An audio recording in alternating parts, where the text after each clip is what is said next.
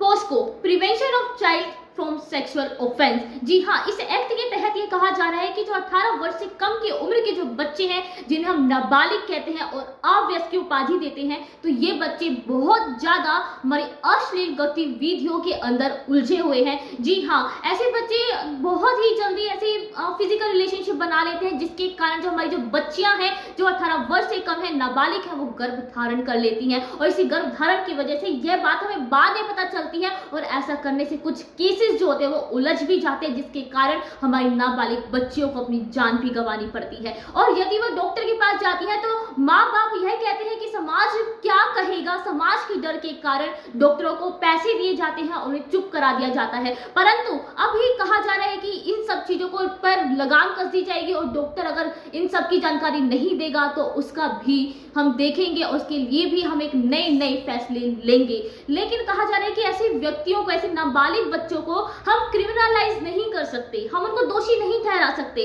क्योंकि ऐसे बच्चों के अंदर ऐसी भावनाएं जो होती है वो डेवलप हो जाती है क्योंकि हार्मोन्स के चेंजेस के कारण।